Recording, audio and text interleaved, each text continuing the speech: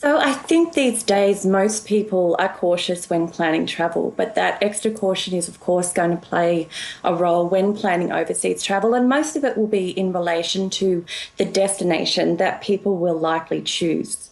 So they'll be looking very closely at vaccination rates, COVID cases, and, of course, the medical system. What are the main concerns about the actual travelling, getting on a plane, hygiene, I'm presuming? Hygiene is very important, but the number one concern that my research has demonstrated is people are worried about getting locked out of the country.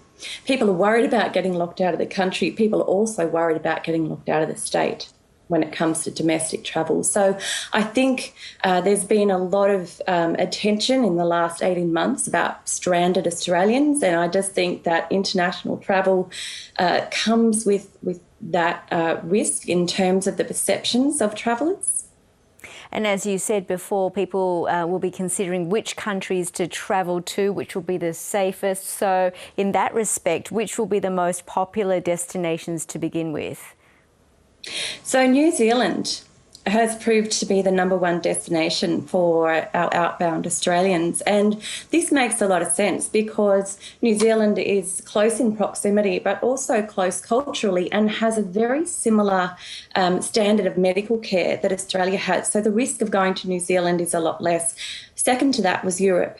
And Europe is another developed destination that also has a high standard of medical care should we need it. So those two destinations make a lot of sense. Last on the list were destinations like South Africa and South America, both of which have not fared too well in terms of COVID.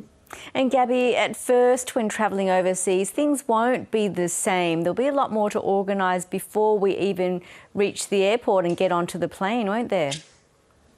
Yeah, there is. And overseas travel prior to COVID was, stressful enough in terms of getting organised. But now we're going to need to navigate things like vaccine passports. And some countries will require you to have a negative COVID test, for example.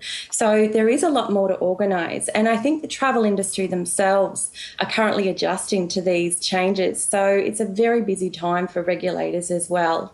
How do travellers reduce their risk of exposing themselves to COVID? What precautions should one take? So the number one precaution that people are going to take is obviously ensuring that they are vaccinated and the members of their travel party are vaccinated. And as I mentioned previously, the precautions really come around destination choice. So we used to choose destinations based on where the best beaches were, where the best entertainment is, where the best attractions are, where our icons are around the world.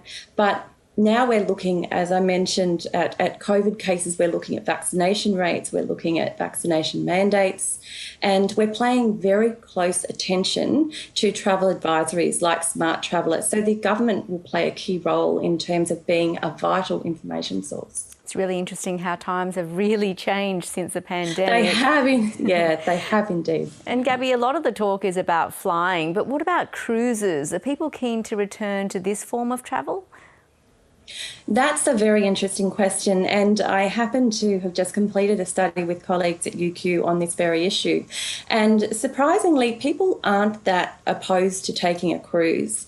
However, we are going to see more demand for smaller ships because people are wanting to avoid crowds. And we're probably going to be looking at less occupancy as well. People aren't going to be comfortable on a cruise ship at full occupancy where they're unable to socially distance and move away from crowds. So smaller ships will definitely be trending. We may also see a change in the cruise market with our older generations showing to be less reluctant to cruise purely because they're more at risk. How much of a factor is price when it comes to booking those holidays? And do you think the prices will remain quite high for some time until more people book trips? So our study on the cruising sector suggested that people will compromise price over their health and well-being. So they'll pay that little bit extra just for that certainty that they're going to be safe and they're not going to get sick when they do go on the cruise. I believe that travel overseas especially will be expensive initially because there's a lot that has to be done to get those planes back in the sky, and the industry needs to recover those costs somehow, and it's going to be some time before they're able to reach those economies of scale. So I do think that initially we will see, particularly international travel, some high costs involved. Tricky question. When do you think the travel industry will return pretty much to normal? I wish I had a crystal ball, but look, I think it will be a good 2 to 3 years. And I love to say post-COVID, but I think for now we need to be talking about the COVID era, because there's just no saying when it's going to be something of the past. Yeah, we're still right in the middle of it. Gabby Walters, good to talk. Thanks so much. Thank you.